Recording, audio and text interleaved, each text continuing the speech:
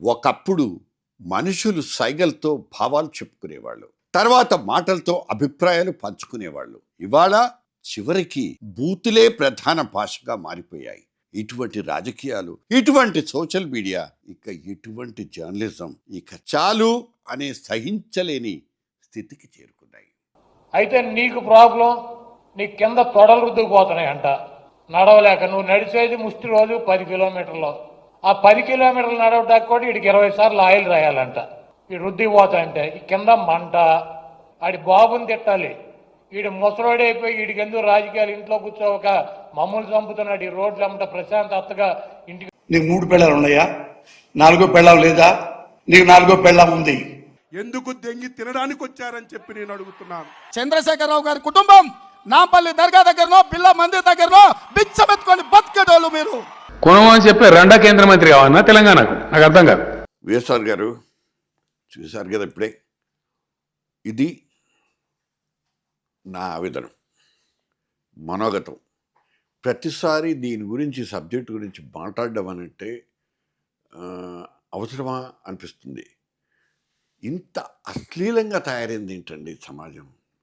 నాయకులు అంటే బూతులు మాటలు. ఒకప్పుడు నాయకులు పద్ధతిగా ఉండేవాళ్ళు, అసెంబ్లీలు పద్ధతిగా నడిచేవి. సరే దిగజారిందని బాధపడ్డాం, కానీ మరి ఇప్పుడున్నటువంటి పరిస్థితి, దీని మీద మీ మనోగతం ఏంటి చెప్పండి. అంటే దిగజారిపోవటం అంటే నాయకులనే కాదండి, సమాజంలో మార్పులు జరుగుతూనే ఉన్నాయి. ఇప్పుడు మీరు 1700 సంవత్సరంలో ఉన్న సమాజం 2026లో ఉండాలి అంటే అది కుదరదు. కానీ ఏ డైరెక్షన్లో వెళ్తుంది అనేది ఇంపార్టెంట్. అంటే సమాజం మంచి డైరెక్షన్లో వెళ్తుందా, రోజు రోజుకి భ్రష్టు పట్టిన డైరెక్షన్లో వెళ్తుందా అంటే అన్ఫార్చునేట్గా సమాజం మంచి డైరెక్షన్లో వెళ్తుంది అని అనిపించడం లేదు. ఓకే, సో సమాజంలో వ్యక్తులు ఎవరు, రాజకీయ నాయకులైనా లేకపోతే ఈ మధ్య వచ్చిన యూట్యూబర్లైనా కూడా వాళ్ళు కూడా మనుషులే. సో సమాజం డైరెక్షన్ అంటే ఏంటి? ప్రజలు ఏది యాక్సెప్ట్ చేస్తున్నారు, ఏది ఎక్కువగా ఆనందంగా చూస్తున్నారు, ఎక్కువగా చూడాలని అనుకుంటున్నారు, వినాలనుకుంటున్నారు, చెప్పాలనుకుంటున్నారు అన్నదే సమాజం. అంతే కదా. అవన్నీ ఏంటి? పాతకాలంలో మనుషులు జంతువుల్లాగా బిహేవ్ చేయకూడదు అనుకుని కొన్ని సోషల్ కంట్రోల్స్ పెట్టారు ఆ రోజుల్లో. ఆ రోజుల్లో ఏంటో చూడండి, ఒక ఒక ఒక 50 సంవత్సరాలు లేకపోతే 80 సంవత్సరాల క్రితం పరువు అనేది చాలా ఇంపార్టెంట్. అంటే సమాజంలో పరువు చెక్కు పని ఏది చేయకూడదు, ఒక ఆ చుట్టుపక్కల వాళ్ళు ఏమన్నా అనుకుంటారు అనుకున్న ఒక భయం ఉండే సమాజం ఆ రోజుల్లో ఉంది. ఈ రోజుల్లో పరువు అనేది అసలు ఒక ఇంపార్టెంట్ ఐటమే కాదు. రైట్? సమాజంలో ఇప్పుడు మెయిన్గా కావాల్సింది ఏంటంటే అటెన్షన్ ఎకానమీ అంటారు సార్. అంటే మీరు అటెన్షన్ ఎలా పొందుతారు అన్నదే ఇప్పుడున్న సమాజం. ఓకే, సో ఎలా అటెన్షన్ పొందాలి అంటే అప్పుడు లేని మెకానిజమ్స్ అన్నీ ఇప్పుడు వచ్చినాయి. ఏం వచ్చినాయి? సోషల్ మీడియా వచ్చింది, లేకపోతే యూట్యూబ్ ఛానల్స్ వచ్చినాయి, ఇన్స్టా వచ్చింది, లేకపోతే ప్రెస్ మీట్లో రాజకీయ నాయకులు అయితే వాళ్ళకి కావాల్సిన ఆపర్చునిటీస్ వచ్చినాయి. సో ఈ విధంగా చూసుకున్నప్పుడు నాకు అటెన్షన్ ఎకానమీ అనే ఒక జోన్లోకి మనం వచ్చాం కాబట్టి, ఇదివరకు నేను లోపలే ఉండాలి, బయటికి వెళ్ళకూడదు, ఎందుకులే అనుకునే వ్యక్తులు అందరూ కూడా సమాజంలో నాకంటూ ఒక ఐడెంటిటీ కావాలి, అటెన్షన్ కావాలి అనే ఒక కోరిక చాలా ప్రస్ఫుటంగా కనపడుతుంది. అది రాజకీయ నాయకుడైనా అవ్వచ్చు, ముఖ్యమంత్రి అయినా అవ్వచ్చు, మినిస్టర్ అవ్వచ్చు, ఎమ్మెల్యే అవ్వచ్చు. సో ఆ విధంగా అటెన్షన్ సంపాదించడానికి నాకున్న మార్గాలు ఏంటి అని చూసుకున్నప్పుడు, ఈజీ మార్గాలు ఏంటండి ఈ రోజుల్లో? క్రైము, సెక్సు, డ్రగ్గు, లేకపోతే బూతులు. ఈ మాట్లాడితే ఏంటంటే ప్రజలు కూడా చాలా ఆనందంగా లక్షల మంది చూస్తారనమాట. ఓకే, ఇప్పుడు మనం ఎవరన్నా ఒక గొప్ప స్వతంత్ర సమరయోధుల గురించి మన ఇద్దరం డిస్కస్ చేయండి, ఎంతమంది చూస్తారు? 500 మందో 600 మందో చూస్తారు. అదే మీరు ఒక సినిమా యాక్టర్ గురించి చక్కగా మాట్లాడారనుకోండి, ఒక అమ్మాయి ఎవరో గురించి 3 లక్షల మంది చూస్తారు. ఓకే, సో ఎందుకు ఇలా వెళ్తుంది అంటే అటెన్షన్ ఎకానమీ అంటాం దాన్ని సార్. ఓకే, సరే, ఇప్పుడు ఈ రాజకీయ నాయకులు లేకపోతే ఈ యూట్యూబర్స్ అనేవాళ్ళు ఎందుకు దారి తప్పుతున్నారు అనే విషయం గురించి ఈరోజు మన ఇద్దరం మాట్లాడుకుందామని అనుకుందాం. దానివల్ల వచ్చే ఇంపాక్ట్ ఏంటి? ఓకే, మెల్లగా మీరు చూడండి, ఈ లాస్ట్ ఒక 30 ఏళ్లలో నాకు తెలిసి రాజకీయ నాయకులు ఈ ఎక్కువగా ప్రాంతీయ పార్టీలు కావచ్చు, ఇప్పుడు మామూలుగా నేషనల్ పార్టీలు కూడా ఫ్యూడలిజం అనేది పెరిగింది. ఫ్యూడలిజం అంటే ఏంటండి? నేను చెప్పింది రైటు, నేను చెప్పిన దాన్ని నువ్వు డిజగ్రిమెంట్ చేయకూడదు, ఇంటర్నల్ డెమోక్రసీ ఉండదు. కరెక్ట్? ఈ ఫ్యూడలిజం పెరిగినప్పుడు ఏమవుతుందంటే వాడు రాజులాగా కనపడుతూ ఉంటాడు. నాయకుడు ఎవరు పెద్ద నాయకుడు ఎవడో ఉంటాడు కదా, ఆ పార్టీకి అధ్యక్షుడో ఎవడో ఉంటాడు కదా. సో రాజుగారిని నేను బుట్టలో వేసుకోవాలి, లేకపోతే రాజుగారి కళ్ళల్లో పడాలి, ఆయన కళ్ళల్లో ఆనందం చూడాలి. ఇలాంటివన్నీ ఉన్నప్పుడు ఏం చేస్తారంటే అప్పుడు సైకో ఫ్యాన్సీ అవుతుంది. సైకో ఫ్యాన్సీ అంటే ఏంటి? ఆయనకి ఏది నచ్చుద్దో, తప్పైనా రైట్ అయినా నాకు అనవసరం, ఆయన యొక్క మనసుకు అనుగుణంగా, ఆలోచనలకు అనుగుణంగా నేను బిహేవ్ చేయటాన్ని సైకో ఫ్యాన్సీ అంటాం. అంటే ఒక నాయకుడు తను ఏ విధంగా బిహేవ్ చేస్తున్నాడో పైన ఉన్న అధినాయకుడు, ఆ అధినాయకుడిని ఆనందపరచడానికి, ఆ అధినాయకుడు ఆలోచనలను కమ్యూనికేట్ చేయటానికి, ఆ అధినాయకుడు లైక్ చేయటానికి, రేపు ఆ అధినాయకుడు నీకు ఇచ్చే పొజిషన్ తీసుకోవటానికి నువ్వు ఆ అధినాయకుడు ఫ్యూడలిస్ట్, ఒక భూస్వామికంగా ఆలోచించే అధినాయకుడికి అనుగుణంగా చేయటమే ఇప్పుడు జరుగుతున్న ఈ తతంగం. ఈ రాజకీయ నాయకులు మాట్లాడే విధానాలు కానీ, లేకపోతే యూట్యూబర్స్ కూడా ఈ రోజున వాళ్ళేం జర్నలిస్టులు కాదు, వాళ్ళు they are paid people. Many YouTubers ఏంటంటే వాడు సొంతంగా వాడు డ్రైవ్ చేయలేడు, వాడికి నెలకు 5 లక్షలు 8 లక్షలు కావాలి. ఏం చేస్తాడు? ఎవడో ఒక పార్టీ వాడు వచ్చి నేను నీకు 6 లక్షలు 7 లక్షలు ఇస్తాను, నువ్వు మొత్తం కూడా నేను చెప్పిందంతా కమ్యూనికేట్ చెయ్యి, స్క్రిప్ట్లన్నీ నేనే ఇస్తాను, నువ్వు చేయాల్సిందల్లా డెలివరీ. అంటే యూట్యూబర్స్ కూడా అదే మొదలు పెడుతున్నారు, రైట్? సో ఇన్ సమ్మరీ ఏంటంటే 2 యాంగిల్స్ చెప్పాను మీకు నేను. ప్రజలలో కూడా అటెన్షన్ ఎకానమీ అనేది బాగా పెరిగిపోయింది. మీరు చూడండి, ఈ రోజున ప్రతి ఫ్యామిలీలో డాన్సర్స్ తయారయ్యారు. తప్ప ఒప్ప అనేది వదిలేయండి. డీసెంట్ డ్యాన్స్ అయితే యాక్సెప్ట్ చేసే వరకు ఓకే, కానీ వల్గర్ డ్యాన్సులు కూడా మొదలైపోయినాయి. Yes are no? రీల్స్లో చూస్తున్నారు కదా, ఓకే. ఆ తర్వాత అబ్యూజివ్ లాంగ్వేజ్ మొదలైపోయింది, పెద్ద వ్యక్తుల్ని బూతులు తిడటం మొదలైపోయింది. దానివల్ల ఏమవుతుందంటే ప్రజలు వచ్చి ఎక్కువ మంది చూస్తున్నారు. కాబట్టి యూట్యూబర్స్కి మోర్ వ్యూస్ మోర్ మనీ. ఎంతమంది ఎక్కువ మంది సబ్స్క్రైబర్లు అవుతారు, ఎంతమంది ఎక్కువ మంది చూస్తారో అంత నాకు రెవెన్యూ వస్తుంది. కాబట్టి ఇక వావి వరుస ఏం లేదు, నేను ఏది మాట్లాడైనా మాట్లాడేయచ్చు. వీడికి జర్నలిజం అనే డెఫినేషను తెలవదు. జర్నలిజం అంటే ఏంటండి? ఒక డేటానో ఒక ఇన్ఫర్మేషన్ వచ్చినప్పుడు దాన్ని అనలైజ్ చేసుకుని, ఫ్యాక్ట్ చెక్ చేసుకుని, ఇది రైటా రాంగా, ఇది నేను చెప్పే మెసేజ్ వల్ల సమాజానికి ఒక గుడ్ జరుగుతుందా బ్యాడ్ జరుగుతుందా అని అనలైజ్ చేసి దాన్ని డిస్ట్రిబ్యూట్ చేసేవాడు జర్నలిస్ట్, అంతే కదా. మీరు చెప్పండి, ఎంతమంది యూట్యూబర్స్ ఈ రోజున ఫస్ట్ పర్సెప్షన్, వాడు రూమ్లో కూర్చుని వాడు ఏదో ఒక ఇమాజినేషన్లోకి వెళ్ళిపోయి దాన్ని మార్కెట్లోకి వదిలేస్తాడు. ఓకే, ఎన్టీఆర్ పార్టీ పెట్టేస్తున్నాడు, జూనియర్ ఎన్టీఆర్, నిజం అవుతామో గాడుకు తెలుసు, ఆయన పెడుతున్నాడో లేదో తెలియదు, రైట్? అంటే ఏంటి? ఇప్పుడు వాళ్ళు ఒక ఇల్యూజన్లో, ఒక హాల్యూజినేషన్లో ఏదో ఒక వాడు థాట్ ప్రాసెస్ ఏదో ఉన్నదాన్ని వండి వార్చి మార్కెట్లోకి వదిలేస్తే ఈ రోజున జనాలు ఎక్కువగా చూస్తున్నారు. ఎందుకంటే gossips have more views than facts. కాబట్టి ఎవరు తప్పు ఇప్పుడు?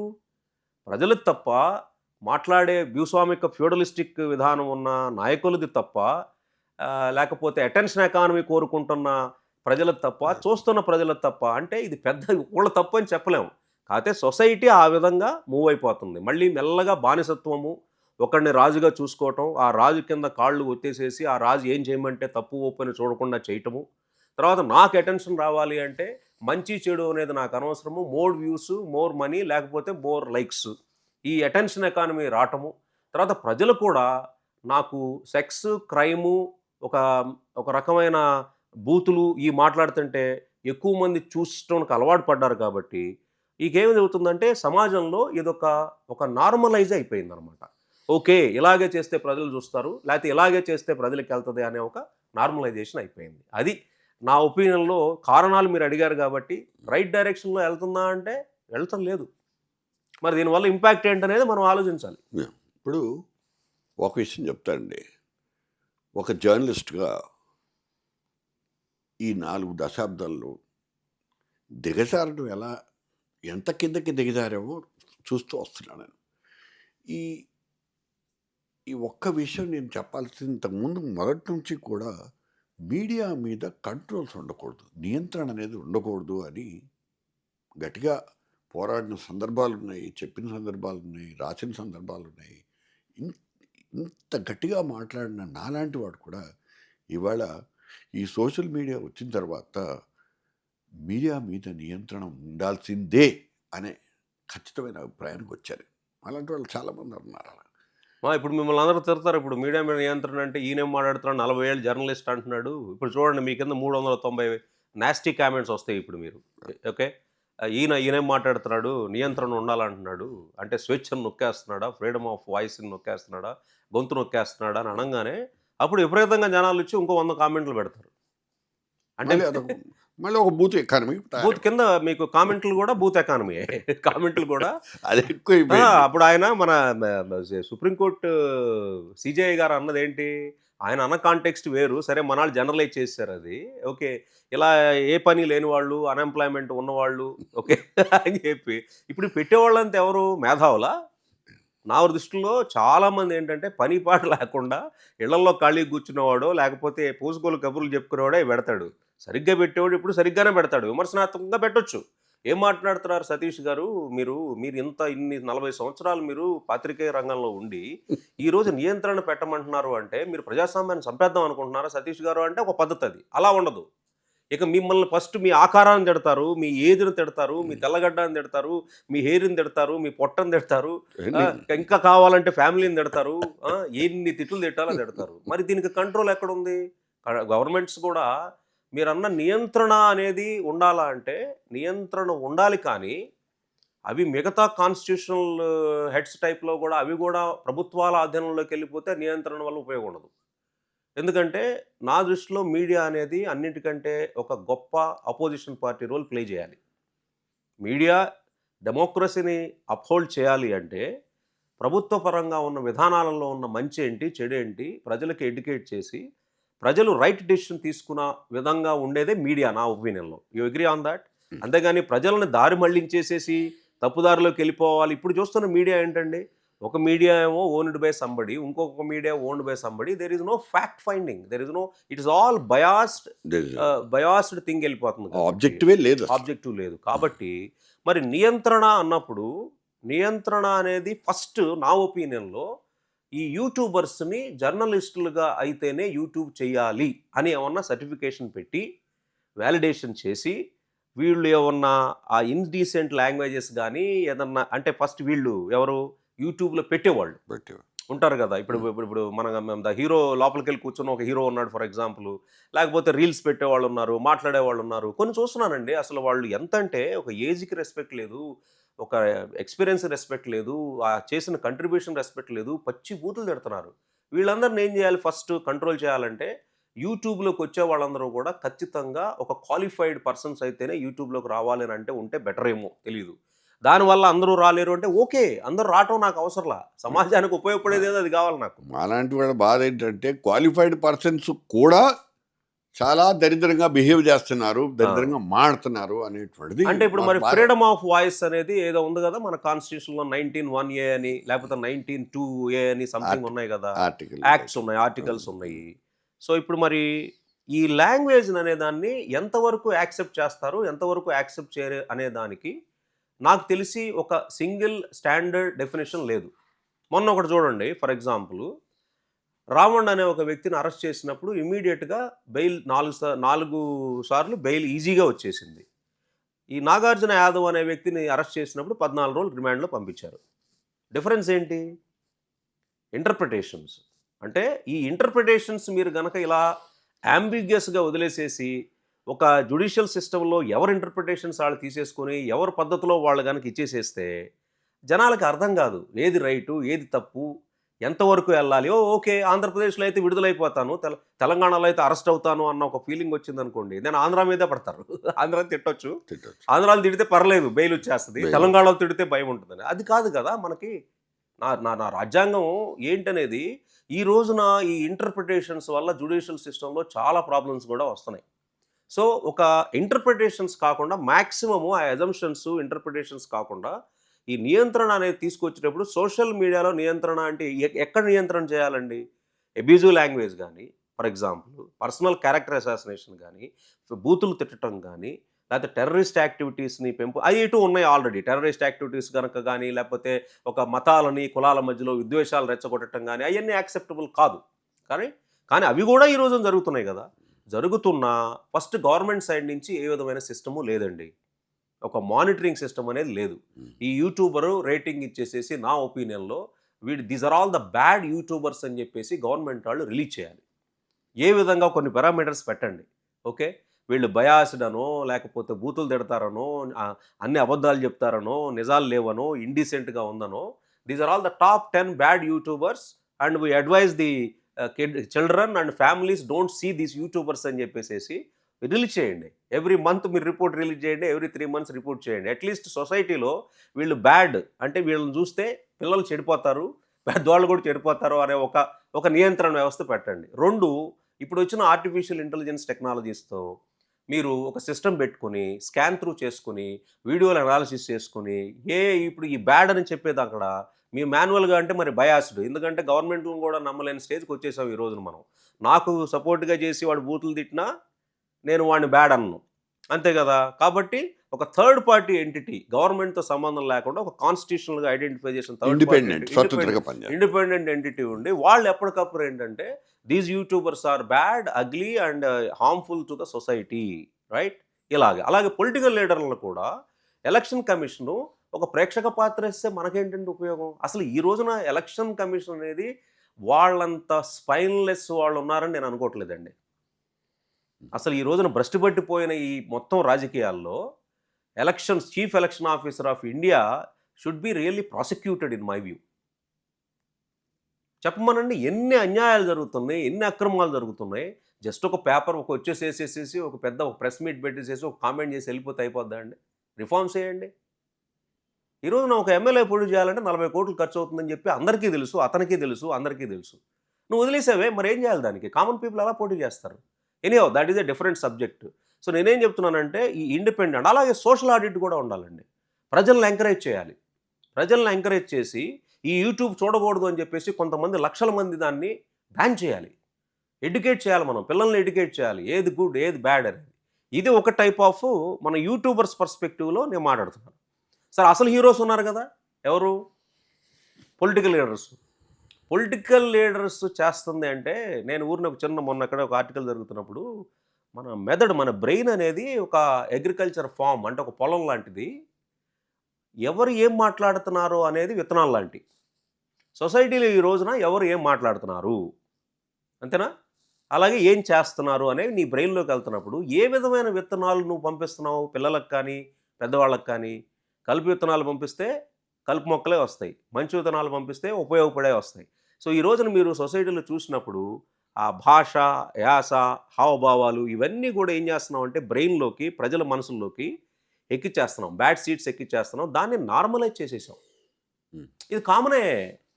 ఇప్పుడు ఒకడు గుడివాడాడు, ఒకడు మాట్లాడాడంటే అది అలాగే మాట్లాడతాడు, అది వాడి నేచరు.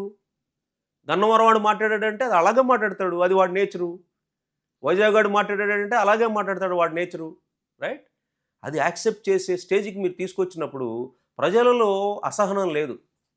ప్రజలలో అసహనం లేనప్పుడు రాజకీయ నాయకులు ఎక్స్ప్లాయిటే చేస్తారు.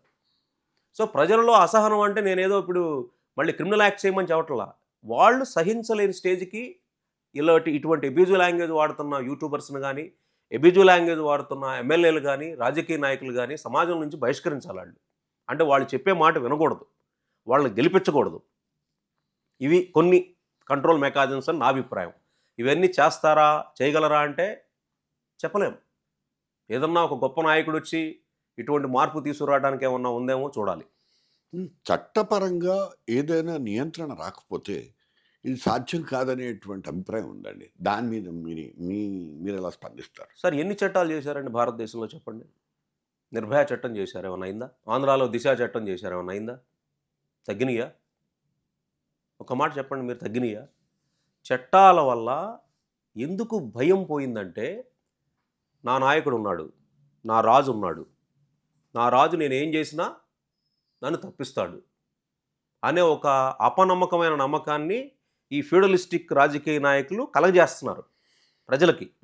నువ్వు ఏముందిరా అది, నువ్వు వెళ్ళు, నేను బయటికి తీసుకొచ్చేస్తాను.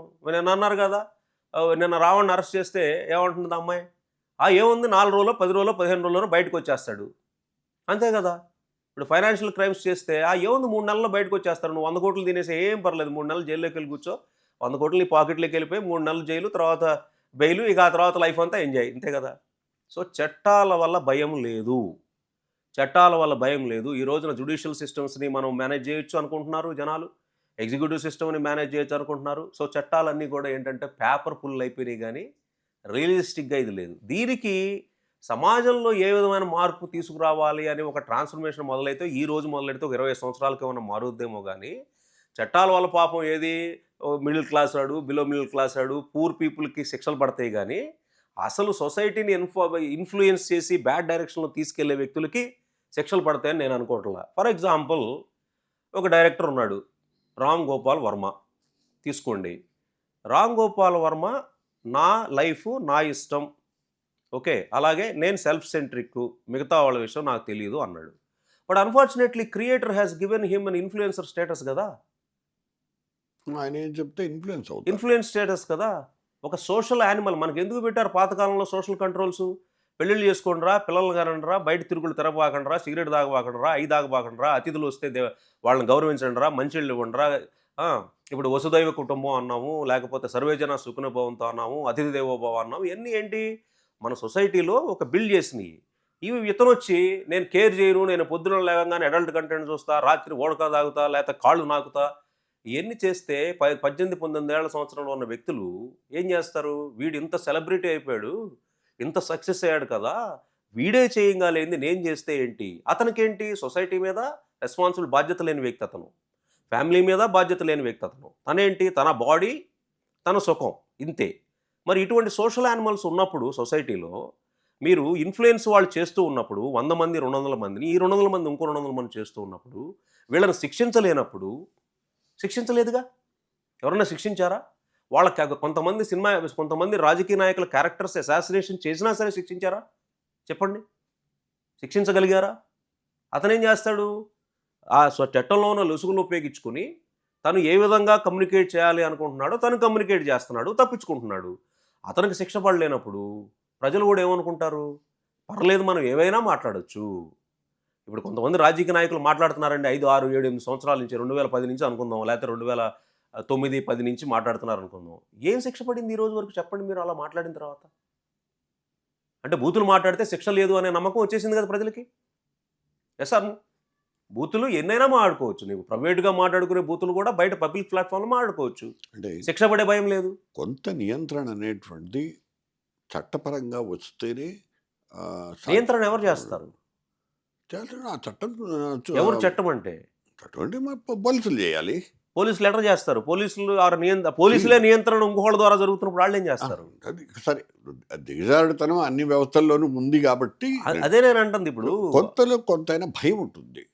ఎవరికి భయం ఉంటుంది? అట్లీస్ట్ ఈ మిడిల్ క్లాస్ పీపుల్కి, కామన్ ఈ లో క్లాస్ అంటే ఇది సమాజంలో ఇది మొత్తం ఒక స్ప్రెడ్ కాకుండా ఉండడానికి, ఒక లెవెల్లో ఆగిపోవడానికి సరిపోద్ది. ఎందుకంటే చట్టం అంటే భయపడే వాళ్ళు చాలామంది ఉన్నారు, ఇంకా మిడిల్ క్లాసులు, బిలో మిడిల్ క్లాసుల్లో. మీకు ఒక లెవెల్కి వెళ్ళిన తర్వాత చట్టం అనేది వాడికి చుట్టం, వాడికి తెలుసు ఎలా మేనేజ్ చేయాలో సిస్టమ్స్ని. He knows all the loop holes.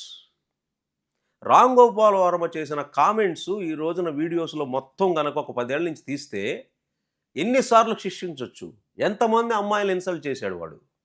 మీరు చెప్పండి, మీరు శిక్షించగలిగారా మీ సిస్టమ్? ఇప్పుడు మనం ఇలా మాట్లాడంగానే అతను నైజం ఏంటి, ఒక సెటైరికల్గా మన మీద ఎటకారంగా ఏదో కామెంట్ చేస్తాడు, దాన్ని మళ్ళీ ఇంకో 1,00,000 మంది చూస్తారు. అతనికి కావాల్సింది ఏంటి? Attention economy. ఆ అటెన్షన్ ఎకానమీ కోసం అతను ఏదైనా చేస్తాడు. సమాజం మీద బాధ్యత లేదు, ఫ్యామిలీ బాధ్యత లేదు, తన ఆనందం తనది. కాబట్టి నా ఇష్టం వచ్చినట్టు నేను చేస్తా. శిక్షించండి సార్, వెయ్యండి, ఒక 4 నెలలు జైల్లో వేయండి. ఇది తప్పు అని చెప్పండి. ఫ్రీడమ్ ఆఫ్ స్పీచ్ అని చెప్పేసి నీ ఇష్టం వచ్చినట్టుగా చేసేస్తే ఎవడికాడు ఈ రోజున ఇంకా అన్కంట్రోలబుల్ అయిపోద్ది. ఇంకా ఇదే కనుక వదిలేస్తే మీరు ఇప్పుడు వస్తున్న నెక్స్ట్ జనరేషన్ వాళ్ళు కూడా అదే తరంగా తయారవుతారు కదా. ఇందాక నేను చెప్పిన ఎగ్జాంపుల్, ఒక పొలంలో ఏ సీడ్ వేస్తే ఆ సీడే కదా. వీడు చిన్నప్పటి నుంచి 5 సంవత్సరాలు 4 సంవత్సరాల నుంచి ఈడేమంటున్నాడు? రోజు బూతులు అంటున్నాడు. ఈడేం చూస్తున్నాడు? ఒక చీఫ్ మినిస్టర్ వచ్చో, లేకపోతే ఒక మినిస్టర్ వచ్చేసి, లేకపోతే ఎమ్మెల్యే వచ్చి బూతులు మాట్లాడుతున్నాడు, ఒక సెలబ్రిటీ వచ్చి బూతులు మాట్లాడుతున్నాడు. వాడి బ్రెయిన్లో ఏం వెళ్తుందండి? మన శబ్దం అనేది మన బ్రెయిన్లోకి వెళ్ళినప్పుడు మన సంస్కృతి ఎలా మారుతుంది? అది తప్పు కాదు అనే ఒక యాటిట్యూడ్లోకి వెళ్ళినప్పుడు సమాజం భ్రష్టు పడకుండా హ్యాపీగా ఉంటుందండి. 10-12 సంవత్సరాల నుంచి చూస్తుంటే కంటిన్యూస్గా ఇదే టైప్ ఆఫ్ యాటిట్యూడ్ వెళ్తున్నప్పుడు ప్రభుత్వాలు ఏమో వీళ్ళు ఏం చేస్తున్నారు? ప్రభుత్వాలు కూడా బయాస్డ్గా తమకు నచ్చిన వాళ్ళు అయితేనేమో శిక్షించరు. ఫర్ ఎగ్జాంపుల్, నచ్చకపోతే ఇమీడియట్గా జైల్లో పెడతారు. కాబట్టి ఏం చేస్తావు నువ్వు? ఏదో ఒక పార్టీ వైపు నువ్వు డిసైడ్ అయిపోయి ఇటు వెళ్ళిపోతే మనకు రక్షించబడతాం కాబట్టి వాడితో కలిసి ఉందాం అనుకుంటారు. ఇటు వెళ్తే ఇది చేస్తాం కాబట్టి వెళ్ళకూడదు అనుకుంటారు. ఇంతే కదా. సో నా ఒపీనియన్లో ఫస్ట్ మనుషులలో కొంత క్యారెక్టర్ మార్పు రావాలండి. కానీ చాలా కష్టం. ఒక ఉద్యమంలాగా జరగాలి అది. ప్రజల్లో నాయకులు రావాలి. మన సంస్కృతి ఏంటి, మన సాంప్రదాయాలు ఏంటి, కల్చర్ ఏంటి, ప్రజలంతా కలిసి ఉండాలంటే ఏం చేయాలి? అబ్యూజివ్ లాంగ్వేజ్తో డివైడ్ చేస్తున్నారు ఈ రోజున. మతం ఇప్పుడు రావణ్ వర్సెస్ రాధా మనోహర్ దాస్. ఎందుకండి అసలు అది? ప్రజలకు ఏం ఉపయోగం ఉంది ఇద్దరిది? మీరు చెప్పండి. వాళ్ళిద్దరూ పెట్టుకునే కన్వర్సేషన్స్ వల్ల హిందూ మతం ఏమన్నా ఇక్కడ పెరిగిపోద్దా? సో అక్కడ వాడు క్రిస్టియానిటీ ఏమన్నా పెంచుతాడా, లేకపోతే ఏం చేస్తాడు చెప్పండి? ఈ కన్వర్సేషన్స్ ఏమవుతున్నాయంటే మతాల మధ్య డివిజను, కులాల మధ్య డివిజను, ఓకే, ఒక వ్యక్తుల మధ్య డివిజను, ఈ విధంగా వెళ్తూ ఉన్నప్పుడు గవర్నమెంట్స్ ప్రేక్షక పాత్ర వహిస్తాము. ఏదో ఒక ఇన్సిడెంట్ ఒక బాగా ఎలివేట్ అయినప్పుడు మాత్రమే అరెస్ట్ చేయటము, మిగతా అంతా కూడా కామన్గా ఏదైనా చేయొచ్చు అనే ఒక భావం రావటం వల్ల ఇవన్నీ ప్రాబ్లమ్స్ వస్తున్నాయి. ఓకే, అలా అని చెప్పి ప్రభుత్వం రాంగ్ డైరెక్షన్లో వెళ్లకుండా ఉండాలి అంటే ఇండిపెండెంట్ అథారిటీ ఉండాలి. ఒక ఇండిపెండెంట్ అథారిటీ ఉండాలి, వాళ్ళకి ఎంపవర్మెంట్ ఉండాలి, వాళ్ళు గవర్నమెంట్ కింద ఉండకూడదు. అలాగే సోషల్ ఆడిట్ జరగాలి. ప్రజలు కూడా బహిష్కరించే ఒక స్టేజ్ తీసుకురావడానికి ప్రజలు ఏంటండి ఎప్పుడు వాళ్ళు వేకపోతారు. ఒక 4-5 నాయకులు స్టార్ట్ అయినప్పుడు, ఆ నాయకులు ఒక ఉద్యమంగా మాట్లాడినప్పుడు, నేను సభ్యతా సంస్కారం ఉన్న సమాజం కోసం నేను బతుకుతాను అని చెప్పి చేసినప్పుడు మెల్లగా ఏమవుతుందంటే మార్పు మొదలవుద్ది. ఒక 25 సంవత్సరాలు పట్టొచ్చు. ఎవరు ఆ నాయకులు, ఎప్పుడు ఆ ఉద్యమం మొదలవుద్ది అనే దాన్ని బట్టి మీ ఆన్సర్ వస్తుంది. అది లేకుండా మీరు చట్టాలు చేసినా ఏం చేసినా మార్పు రాదు. ఎందుకంటే ఈ రోజున సిస్టమ్ రాటన్ సిస్టమ్. ప్రజలు గవర్నమెంట్ని నమ్మట్లేదు, మీడియాని నమ్మట్లేదు, ఇంటి పక్కనాన్ని నమ్మట్లేదు, ఇంట్లో వాళ్ళని కూడా నమ్మలేని సిస్టంలో మనం బతుకుతున్నాం ఈ రోజున. అంతే కదా. సో సమాజంలో రావాల్సిన ఉద్యమం ఏంటంటే good society, fair society, fair politics, humanity, ఇది రావాల్సింది. దీనికి ఒక ఉద్యమం వచ్చినప్పుడు మనిషి క్యారెక్టర్ అనే దాన్ని ఒక బిల్డ్ చేసుకున్నప్పుడు మాత్రమే సమాజంలో మార్పు వస్తుంది. మీరు ఎన్ని చట్టాలు చేసినా సమాజంలో మార్పు రాదు.